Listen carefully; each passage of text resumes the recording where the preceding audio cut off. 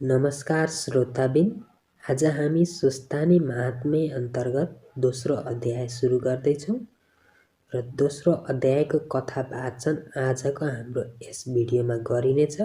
हजुरहरू सम्पूर्णजनाले हाम्रो युट्युब च्यानललाई सब्स्क्राइब गरिदिनुहोला र सम्पूर्ण श्रोताबिनहरू पुष्पाञ्जलीको लागि तयार हुनुहोला।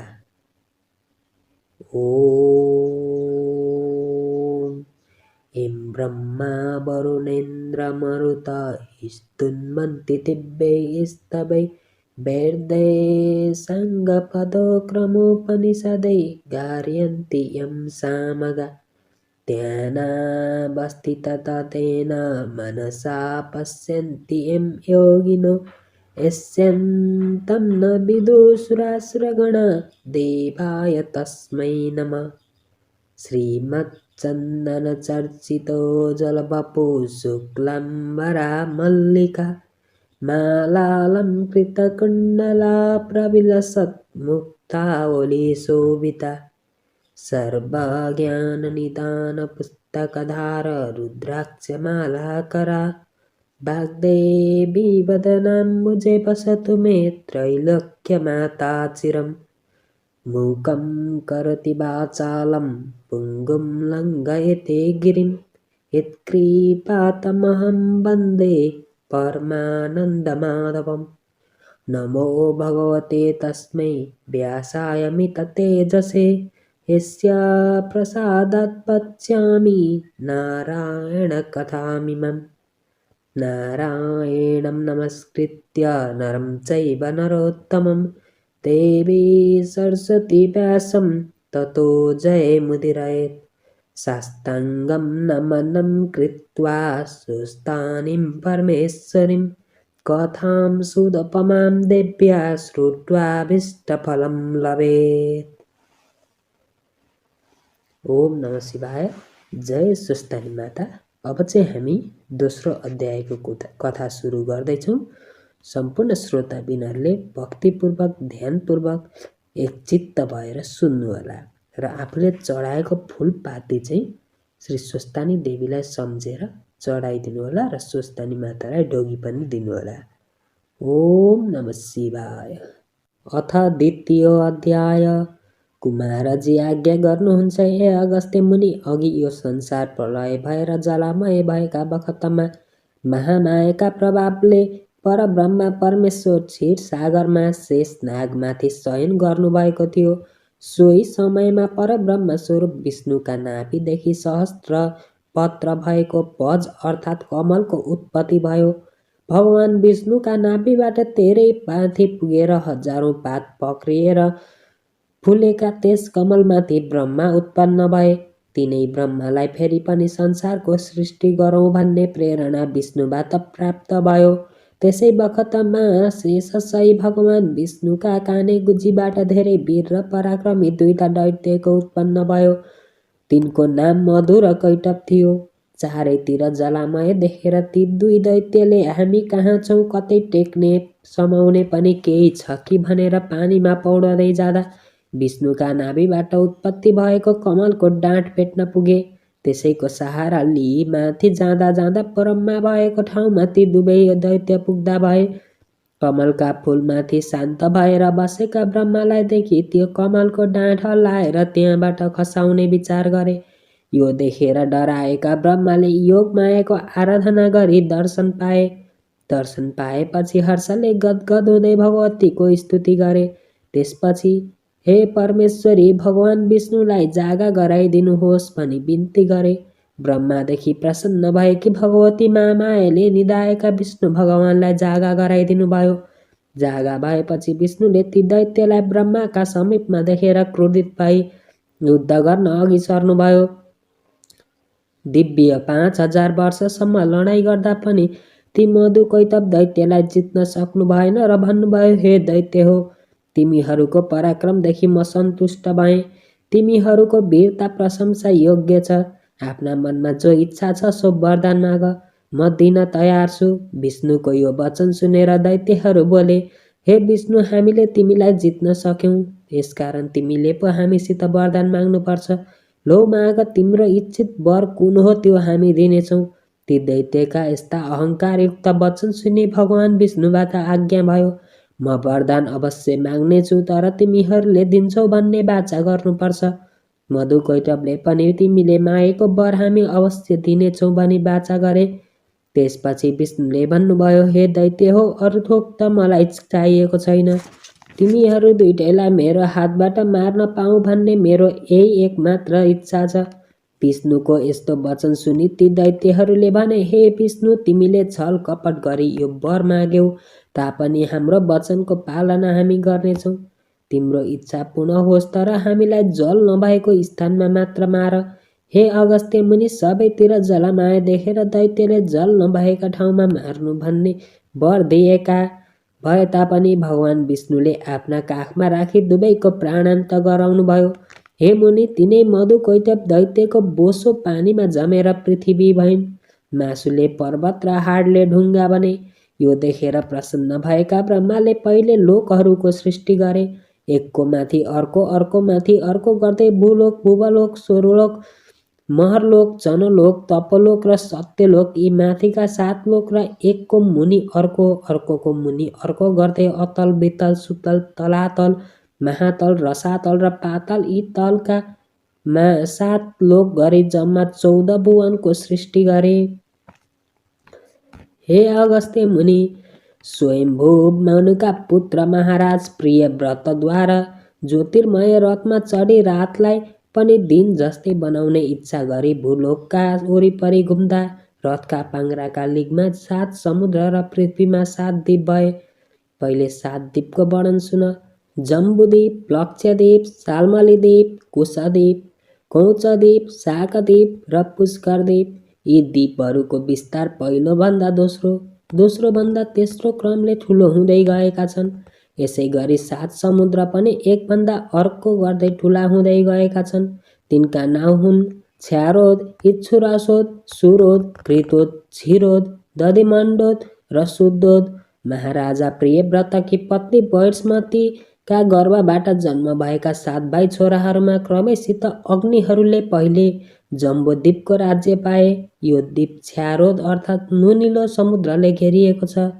दोस्रो प्लक्षद्वीपको राज्य इग्मजियाले पाए। यो द्वीप इच्छु रसोद अर्थात् उखुका रसले घेरिएको छ। तेस्रो साल्मली द्वीपको राज्य यज्ञबाहुले पाए। यो द्वीप सुरोद अर्थात् मदिराको समुद्रले घेरिएको छ। चौथो कुश द्वीपको राज्य हिरण्य रेताले पाए। यो घृतोद अर्थात् घिउको समुद्रले घेरिएको छ। पाँचौं क्रौस द्वीपको राज्य घृत पृष्ठले पाए। यो क्षीरोद अर्थात् दूधको समुद्रले घेरिएको छ। यसै गरी मेधातिथिले 6औं शाक द्वीपको राज्य पाए, जुन चाहिँ दधिमण्डोद अर्थात् मोहीको समुद्रले घेरिएको छ र चोखो स्वच्छ जल भएको शुद्धोद समुद्रले घेरिएको 7औं पुष्कर द्वीपको राज्य वितिहोत्रले पाए। यो जम्बुद्वीपको क्षेत्रफल 1,00,000 योजनको छ। यसमा जम्मा 9 खण्ड छन्। तिनका नाउँ यिनै हुन्: भद्राश्व, हरि, केतुमाल, रम्यक, हिरण्यमय, कुरु, किमपुरुष र भारत। यसै भारत खण्डमा गङ्गा आदि गरेका पवित्र नदीहरू र काशी आदि गरेका पवित्र तीर्थहरू छन्। यसै गरी अरू खण्डमा पनि आफ्ना आफ्ना विशेषताहरू छन्। प्लक्ष आदि अरू 6 द्वीपमा पनि यस्तै प्रकारले खण्डहरूको विभाजन गरिएको छ। हे मुनि, अरू पुराणहरूभन्दा पनि तिमीले सुन्दै र बुझ्दै लैजानेछौ। 14 भुवनको रचना यसै प्रकारले भएको छ। हे अगस्त्य मुनि, ब्रह्माजीले समुद्र, द्वीप, खण्ड आदिको सृष्टि गरिसकेपछि अष्टपर्वतको पनि सृष्टि गर्नुभयो। तिनका नाउँ सुन: सुमेरु पर्वत, गण्डमादन पर्वत, कैलाश पर्वत, हिमालय पर्वत, त्रिकुट पर्वत, चित्रकूट पर्वत, चन्द्रकूट पर्वत र चन्द्रान्तक पर्वत। यति सृष्टि भइसकेपछि प्राणीहरूको पनि सृष्टि गर्ने इच्छा भएका ब्रह्माजीले श्री महादेवको तपस्या गरे। दिव्य 12,000 वर्षसम्म अति कठिन तपस्या पूरा गरेका ब्रह्मादेखि सन्तुष्ट भएर श्री महादेवले प्रत्यक्ष दर्शन दिनुभए। हे ब्रह्मा, तिमीदेखि म प्रसन्न भएँ, आफ्नो इच्छा अनुसारको वरदान माग भनी आज्ञा भयो। ब्रह्माले पनि महादेवको दर्शन पाई विभिन्न सामग्रीले पूजा गरी स्तुति गरे। हे ईश्वर, आफ्ना मायाले ब्रह्माण्डको सृष्टि गरे, आफ्नै मायामा आफू पनि भुलिरहे जस्ता यस्ता हजुरमा मेरो बारम्बार कोटि कोटि नमस्कार छ। ब्रह्मा विष्णु महेश्वरका नामले त्रिमूर्ति भए पनि एकै रूपमा रहेका हजुरलाई कोटि कोटि नमस्कार छ। सम्पूर्ण जगतका स्वामी, सर्वव्यापी, सर्वात्मा यस्ता परमेश्वर हजुरलाई बारम्बार कोटि कोटि नमस्कार छ। हे ईश्वर, अनन्त कोटि ब्रह्माण्डका हे स्वामी अनन्त शेष साई भगवानले पनि हजुरका महिमाको वर्णन गर्न नसकेको म कसरी सकुँला। हे प्रभु, हजुरका कृपाले गरिकन मैले भुवन पातल पर्वत द्वीप समुद्र आदिको सृष्टि गर्न सकेँ। अब प्राणीहरूको सृष्टि गर्न सक्ने वरदान पाऊँ। हे अगस्त्य मुनि, ब्रह्माको यस्तो स्तुति र वरदानका कुरा सुनि प्रसन्न हुनुभएका महादेवबाट तथास्तु भनी वरदान दिनुभयो। आफूले चिताएको वरदान पाएका ब्रह्मा अत्यन्त खुसी भएर महादेवलाई साष्टाङ्ग प्रणाम गरी सुमेरु पर्वतमा गए। उहाँ पुगी उनले शिवलोक, विष्णुलोक, ब्रह्मालोक, उमालोक र स्कन्दलोक आदिको सृष्टि गरे। सुमेरु पर्वतका पूर्व, पश्चिम, उत्तर र दक्षिण दिशामा क्रमैले ऐरावती, श्रद्धावती, अलका, पुरी र यमपुरीको सृष्टि गरे। यसै गरी ईशान, नैऋत्य, वायव्य र आग्नेय दिशामा पनि क्रमैले यशोमती, कृष्णावती, गन्धावती र शुद्धावतीको सृष्टि गरे। तहाँ उपरान्त स्थावर र जङ्गमको सृष्टि गरिसकी प्राणीहरूको सृष्टि गर्न लागे। सर्वप्रथम मनले चिताउँदैमा काश्यप आदि 100 ऋषिको सृष्टि भयो। कुमारका मुखारविन्दबाट यी दिव्य कथा सुनेर प्रसन्न चित्त भएका अगस्त्य ऋषिले भन्नुभयो, हे पार्वती नन्दन, तपाईँको अमृत झैँ मिठा बाणीहरू मेरा कर्णपिबरबाट हृदयमा पुगेर मलाई धन्य बनाइरहेका छन्। मैले सृष्टिको कुरा सुने, अब देवता, दैत्य, मनुष्यहरूका सृष्टिको कथा सुन्ने ठुलो इच्छा छ। दया गरी आज्ञा होस्। मुनिको नम्र अनुरोध सुनि कुमारजी आज्ञा गर्नुहुन्छ। हे अगस्त्य मुनि, माथि कहिएका 100 ऋषिहरूमध्ये जेठा काश्यप हुन्। तिनका 13वटी स्त्री थिए। दिति, अदिति, दनु, कारा, घोरा, सिंहिका, क्रोधा, प्रादा, बलिष्ठा, बिन्ता, कपिला, कद्रु र मनु तिनका नाउँ थिए।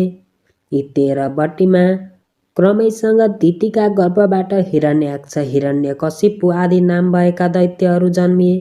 आदितिका गर्भबाट इन्द्र, चन्द्र, सूर्य आदि नाम भएका 33 कोटी देवताहरूको जन्म भयो। दनुका गर्भबाट वृषपर्वा आदि नाम भएका दानवहरू जन्मिए। चित्ररथ आदि नाम गरेका गन्धर्वहरूको जन्म कारा र घोराका गर्भबाट भयो। सिंहिकाका गर्भबाट राहुको जन्म भयो। क्रोधाका गर्भबाट क्रोध र प्रादाका गर्भबाट रम्भा आदि अप्सराहरूको जन्म भयो। मयूर, कोइली आदि चराचुरुङ्गीहरू बलिष्ठका गर्भबाट जन्मिए। अरुण, गरुड आदिलाई बिन्ताले जन्म दिइन्। कपिलाका गर्भबाट गाई, सिंह, हात्ती, मृग आदि 4 खुट्टे पशुहरूको जन्म भयो। कद्रुका गर्भबाट अनन्त, वासुकी, पज, महापज, तक्ष, कुलिर, कर्कट, शङ्ख यी 8 नागको जन्म भयो।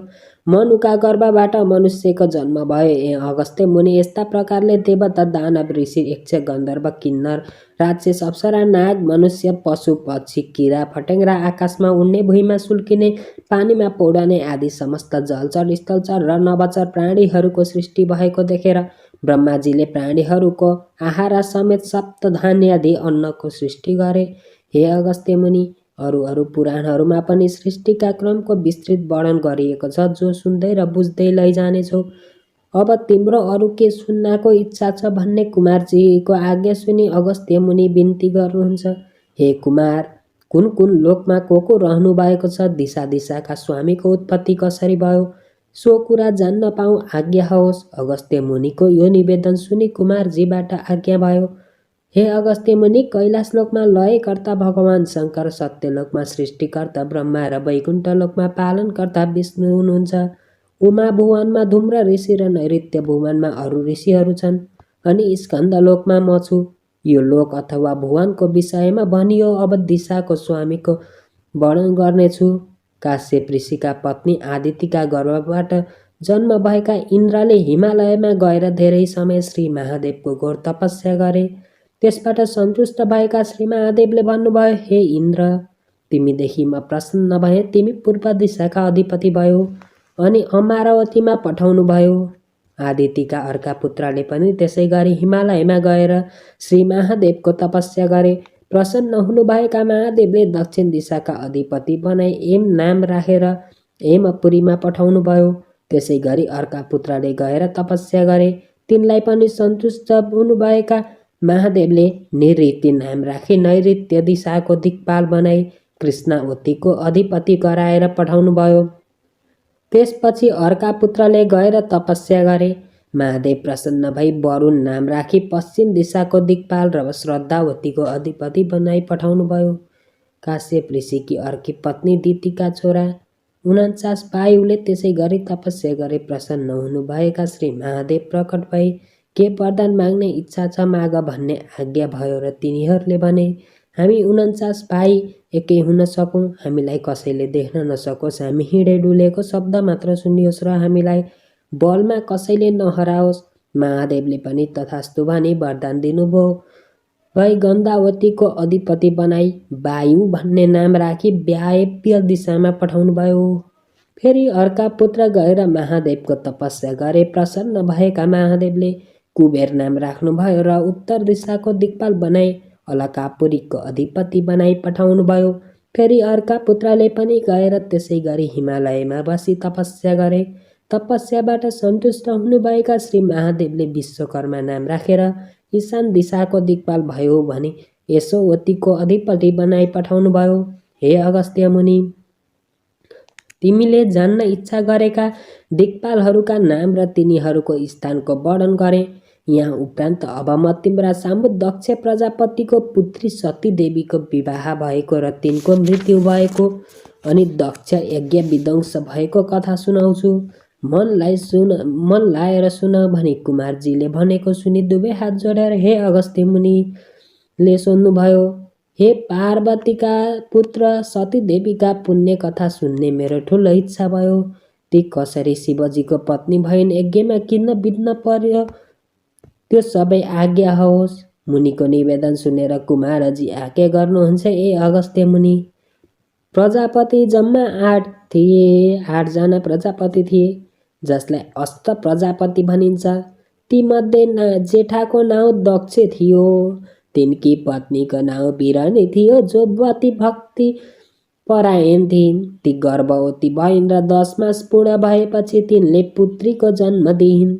ती पुत्री कस्ती थिइन् भने हजारौं सूर्यको जस्तो तेज भएकी, 32 लक्षणले परिपूर्ण भएकी, कमलका पात जस्ता नेत्र भएकी, उडाउँदै गरेको सूर्यको जस्तो रक्त वर्ण भएकी अत्यन्त सुन्दरी यस्ती कन्या जन्म भएको देखि पिता दक्ष प्रजापतिले हर्षोल्लासका साथ कुल पुरोहित वशिष्ठ सहित अरू ऋषिहरूलाई डाकी विधिपूर्वक जात कर्म गराए। 11औं दिनमा पनि कुल गुरु पुरोहित र ज्योतिषहरूका आज्ञा अनुसार नाम कर्म गराए। ठीक गणना जान्ने विज्ञ ज्योतिषीहरूले नवजात कन्याको नाम सती देवी राखे। तिनै भुवनमा यी बालिका विख्यात होलिन् भन्ने आशिष दिएर श्रद्धापूर्वक आसन मधुर वाचन भोजन र दक्षिणाबाट सन्तुष्ट भएका गुरु पुरोहित ऋषिवृन्द र मान्य जनहरू विदा भएर यथा स्थानमा जाँदा भए। इति श्री स्कन्द पुराणे केदारखण्डे माघ महात्म्ये कुमार अगस्त्य संवादे श्री स्वस्थानी परमेश्वर व्रत कथायां पञ्चकल्प तथा सतीदेवी उत्पत्तिं वर्णनम नाम द्वितीयोऽध्याय। नमस्कार दर्शकबिनहरू, हामीले द्वितीय अध्यायको कथा दोस्रो दिनमा सुन्यौँ। अब हामी भोलिको दिनमा तृतीय अध्याय सुन्नेछौँ। सम्पूर्ण भक्तजनहरू हातमा नैवेद्य आदि लिएर फल फूल के छ त्यही अनुसारले नैवेद्य आदि लिएर स्वस्थानी परमेश्वरीको ध्यान गर्नु होला। हामी एकछिन पुष्पाञ्जली गर्नेछौँ। सबैजनाले एकचित्त भएर स्वस्थानी परमेश्वरीको भक्तिपूर्वक ध्यान गर्नुहोला। ओम उपनयतु मङ्गल सकल जगन्मङ्गलालय श्रीमान दिनकर किरण निबोधित नवललिन दल निवेचन कृष्ण काले वर्षतु पर्जन्य पृथिवी शास्यशालिनी देशोऽयं क्षोभरहितो ब्राह्मण सन्तु निर्भय अपुत्रा पुत्रिणः सन्तु पुत्रिणः सन्तु पौत्रिणः निर्धनाः सधनाः सन्तु जीवन्तु सार्धं शतम्। तत्रैव गङ्गा यमुना च तत्र गोदावरी सिन्धु सरस्वती च तीर्थानि सर्वाणि वसन्ति तत्र यत्राच्युतोद्धारकथा प्रसङ्गः। या कुन्देन्दुतसारहारधवला या शुभ्रवस्त्रावृता या वीणावरदण्डमण्डितकरा या श्वेतपजासना या ब्रह्माच्युतशङ्करप्रभृति वीरदैवैः सदा वन्दिता सा मां पातु सरस्वती भगवती निःशेषजाड्यापहा। कायेन वाचा मनसेन्द्रियैर्वा बुद्ध्यात्मना वा निश्चिते स्वभावत् करोमि यद्यत् सकलं परस्मै नारायणायेति समर्पयतत्। अनन्यचेतसा भक्त्या श्रुतं यच्च कथामृतं समर्पयामि तत्सर्वं स्वस्तानीं परमेश्वरीम्।